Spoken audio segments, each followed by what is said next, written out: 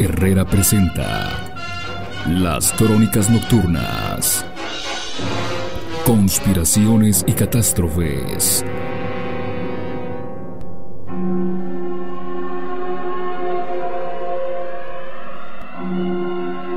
Desde los años 50, el fenómeno ovni está relacionado con la aparición de unos hombres de traje negro, encargados de hacer callar a testigos y confiscar pruebas que podrían evidenciar existencia extraterrestre. Estos son comúnmente llamados hombres de negro.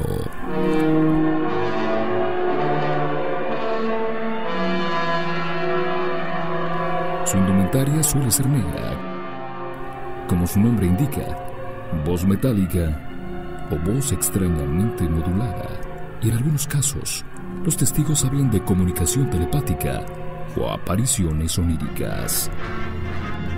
Pero su función en cualquier caso es la misma: intentan mantener oculta cualquier información que salga a la luz sobre fenómenos extraterrestres y, sobre todo, mantener el silencio de los testigos, ya sea por medio de la coacción, manipulando sus recuerdos o, en último caso, la propia eliminación del testigo simulando un accidente.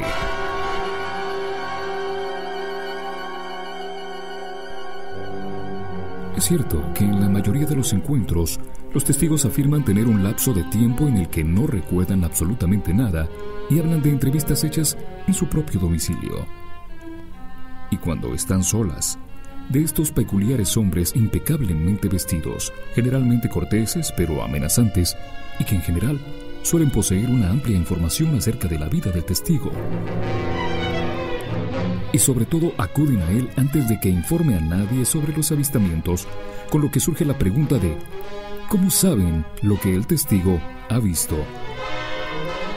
En otros casos, les visitan para tratar de convencerles que lo que han visto nunca ha ocurrido, y casi siempre van en grupos de 3 que muestran tan poca expresión en sus rostros que les hacen no parecer humanos. Estos peculiares personajes vestidos de negro suelen aparecer relacionados con casos de ufología o de avistamientos extraterrestres, y ya se habla de ellos desde el año de 1947.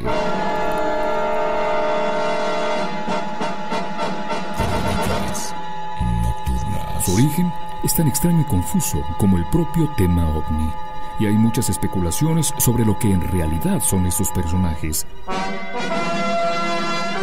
Se dice que son desde agentes de la KGB o de la CIA hasta agentes secretos relacionados con investigaciones aéreas, trabajadores del Área 51 o incluso extraterrestres.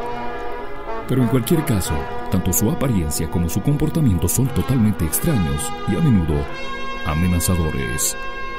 ¿Otra opinión? Es que los hombres de negro son un elemento puramente folclórico dentro del fenómeno ovni, fruto de la influencia mediática, la imaginación colectiva y su autosugestión, o que el mito surgiera a raíz de la vestimenta de colores oscuros que utilizan muchos agentes de la CIA, que en su día, y alarmada por las conjeturas, llegó a desmentir que esos personajes que varios testigos habían afirmado ver pertenecían a dicha agencia. Aunque la mayoría de estudiosos de los casos de encuentros con ovnis opinan que debe haber cierto elemento real en el tema, debido a casos de extorsión y amenaza ocurridos a investigadores. Pero el investigador Bill Moore aporta la hipótesis más coherente. Forman parte de la Real Oficina de Investigaciones Especiales de la Fuerza Aérea, un departamento de seguridad interno de Estados Unidos constituido en el año de 1948 e incluido después en el FBI para investigar las actividades criminales dentro de la Fuerza Aérea y sus contratistas de armas. Una de las misiones de esta agencia es la de proteger la tecnología, los programas y al personal sobre una crisis global de amenazas externas. El ejemplo más conocido de esta amenaza, Albert K. Bender.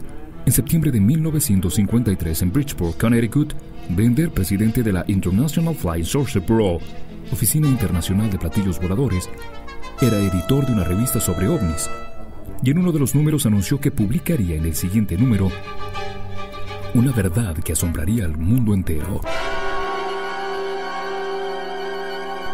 ya que decía conocer el origen de los extraterrestres y la razón de sus visitas a nuestro planeta. Este ejemplar jamás fue publicado, ya que Bender supuestamente recibió la visita de 3 hombres completamente vestidos de negro que confirmaron sus suposiciones y añadieron más datos escalofriantes que hizo que enfermara y no comiera durante días.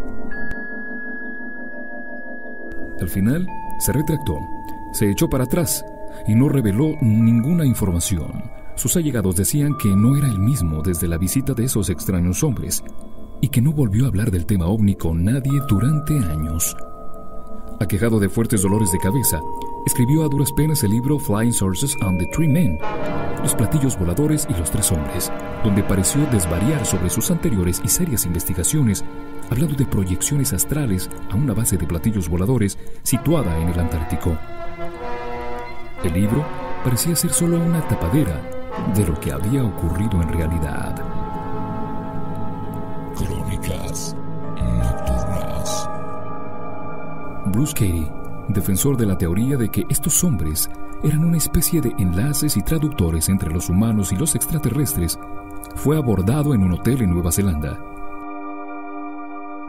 Había dado a conocer que llevaba consigo fotografías de las misteriosas antenas que se estaban multiplicando en la zona donde vivía, mientras 3 individuos se hallaban sentados en una mesa cercana, y uno de ellos se le acercó y trató de darle conversación. Mientras las fotos estaban sobre la mesa a su vista, el hombre trató de que Cady le dijera su nombre y una dirección donde se le pudiera localizar, pero no accedió. Finalmente, se disculpó y subió a su habitación, volviendo a bajar para poner sus fotos en la caja fuerte del hotel. Los hombres ya no estaban allí, y al preguntarle a la chica de recepción cuándo habían pasado por allí, ella les dijo que nadie se había marchado. Pareció como si esos seres se hubieran desvanecido. Quizás el caso más preciso es de Edward Christensen, que en noviembre de 1966 había visto un ovni, pero no fue hasta el 9 de enero de 1967, cuando en su casa de Nueva Jersey, un hombre extraño llamó a su puerta. Dijo pertenecer a la oficina de localización de herederos y que era posible que el señor Christensen hubiera heredado mucho dinero. De inmediato, Edward notó que aquel hombre era extraño, 2 metros, hombros muy anchos, 120 kilos de peso. Llevaba un largo abrigo negro de tela muy fina y un gorro de estilo ruso que al quitárselo descubrió que era completamente calvo. Tenía los ojos saltones y no estaban sincronizados el uno con el otro. El perro de Christensen comenzó a gruñir de inmediato. Tenía una voz metálica y cuando se sentó, sus pantalones se levantaron y observó fascinado un cable verde que le salía del calcetín y subía por su pierna. Cuando se le ofreció tomar algo, rehusó y dijo que dentro de 10 minutos necesitaría un vaso de agua. Durante la entrevista, la familia observó que su rostro se iba poniendo cada vez más rojo, hasta que terminó pidiendo el vaso de agua, que se bebió de un trago, con una gran píldora amarilla. Esto pareció devolverle a su estado normal. Al marcharse, la mujer de Edward decidió observarle y le vio levantar la mano, y un Cadillac negro del año del 63 surgió de las sombras con las luces apagadas. El desconocido entró en él y partió. Al día siguiente, Edward recibió una llamada telefónica con una voz femenina que le explicó que el Edward Christensen que buscaba la oficina de herederos había sido localizado en California. Él le dio las gracias y colgó. Esta vez no hubo ninguna amenaza, aunque Edward y su mujer conocían la historia de los hombres de negro y supusieron que su avistamiento era la causa de la visita, con lo que decidieron mantenerlo en secreto durante un largo tiempo. Otro caso es el del Dr. Herbert Hopkins de Maine, que en 1976 recibió la visita de otro de estos personajes, calvo, sin cejas ni pestañas, de piel pálida y labios pintados, que hizo desaparecer unas monedas y se despidió con la frase: «Mi energía se está agotando, debo partir».